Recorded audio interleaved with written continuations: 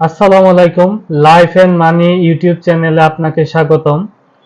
আজকে যে বিষয়ে কথা বলবো, কিভাবে আপনার মনের শক্তি আপনাকে ধনী করে তুলতে পারে। আপনি কি জানেন আসলে আপনার মনের শক্তি বা আপনার মনের বিশ্বাসই আপনাকে ধনী করে তুলতে পারে? আপনি যদি নিজ থেকে বিশ্বাস করেন যে আপনি ধনী হতে পারবেন, তাহলে অবশ্যই আপনি ধনী হতে পারবেন। The power of subconscious mind বইটিতে এই কথা বলা হয়েছে। আপনি যদি আজকে বলা 5টি টপিকের উপর প্রতিদিন প্র্যাকটিস করেন, তাহলে অবশ্যই আপনি ধনী হতে পারবেন। 1 নাম্বার যে বিষয়টি আপনি ফলো রাখবেন, ইতিবাচক মনোভাব ও দৃঢ় বিশ্বাস। আপনি যদি বিশ্বাস করতে পারেন যে আপনি ধনী হতে পারেন, তাহলে আপনি অবশ্যই ধনী হতে পারবেন। আপনার মনের বিশ্বাসই আপনার জীবনের বাস্তবতা তৈরি করে। আপনি ঠিক যেমনটা বিশ্বাস করেন, আপনার জীবনের ঠিক তেমনটাই ঘটে। আপনি যদি অর্থ সম্পর্কে পজিটিভ ধারণা রাখেন এবং বিশ্বাস করেন যে আপনি ধনী হতে পারবেন, তাহলে আপনার বিশ্বাসই আপনার জন্য অর্থ আয়ের পথ তৈরি করে দিবে। অতএব আপনার বিশ্বাসই আপনার ভবিষ্যৎ নির্ধারণ করবে। যে কোনো বিষয়ে আপনি পজিটিভ ধারণা রাখবেন, আপনি সেই অনুযায়ী ফল পাবেন। 2 নাম্বার যে বিষয়টাতে আপনি ফলো রাখবেন, ইতিবাচক অ্যাফার্মেশন।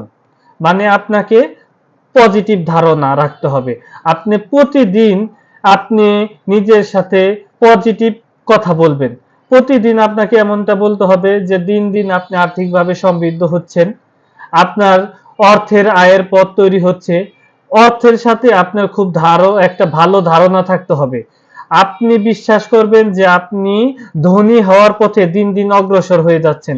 এভাবে যদি ইতিবাচক ধারণা রাখেন এবং নিজের সাথে নিজেই কথা বলেন, তাহলে আপনি অবশ্যই আর্থিকভাবে সমৃদ্ধ হওয়ার পথে এগিয়ে যাবেন। 3 নাম্বার যে বিষয়টা আপনাকে ফলো রাখতে হবে, ভিজুয়ালাইজেশন। আপনাকে আপনার যে স্বপ্নে সেটাকে কল্পনা করতে হবে। আপনি যেইখানে পৌঁছাতে চান বা যত টাকার মালিক হতে চান, আপনি মনে মনে কল্পনা করবেন যে ইতিমধ্যেই আপনি সেই টাকার মালিক হয়ে গেছেন। এই কল্পনা যদি আপনি করতে পারেন, আপনার কল্পনা শক্তি আপনাকে আয়ের পথ তৈরি করে দেবে এবং আপনার স্বপ্ন বাস্তবায়নের জন্য সে অলরেডি কাজ করে দিবে। আপনি আপনাকে কল্পনা করতে শিখতে হবে। যে কোনো বিষয়ে কাজ করার আগে যদি সেটাকে আপনি একটা পজিটিভ কল্পনা করতে পারেন যে এই কাজটি আপনি খুব সুন্দরভাবে শেষ করতে পেরেছেন, তাহলে আপনার ওই কাজটি ওই রকমই হবে। একটা বিখ্যাত লেখক বলছিল যে আপনি যেটা বাস্তবে বিশ্বাস করেন আর যেটা কল্পনায় বিশ্বাস করেন, প্রতিবারই আপনার কল্পনা জিতে যাবে। আপনি যদি মুখে বলেন যে আমি পারবো, অথচ কল্পনায় বলতেছেন যে না আমি পারবো না, বা কল্পনা করতেছেন যে এটা দ্বারা আপনার দ্বারা হবে না, তাহলে সব সময় আপনার কল্পনা জিতে যাবে। তাই অবশ্যই আপনার কল্পনাকে পজিটিভ একটা মেসেজ দিন। কল্পনা করতে শিখুন যে আপনি আসলে অলরেডি আপনার স্বপ্নকে বাস্তবায়িত করে ফেলেছেন। 4 নাম্বার যে বিষয়টি আপনাকে ফলো রাখতে হবে, কৃতজ্ঞতা প্রকাশ করতে হবে। আপনার সাথে কিন্তু সবকিছুই খারাপ হয় না। আপনার কাছে যা যা ভালো আছে আপনি তার জন্য কৃতজ্ঞতা প্রকাশ করুন। কৃতজ্ঞতা প্রকাশ করলে আপনার সাথে জাদুর মতো আপনার জীবনে পজিটিভ ঘটনা ঘটবে। কৃতজ্ঞতা এমন একটি জিনিস যা আপনার মনের ভিতরে পজিটিভ একটা মনোভাব তৈরি করে।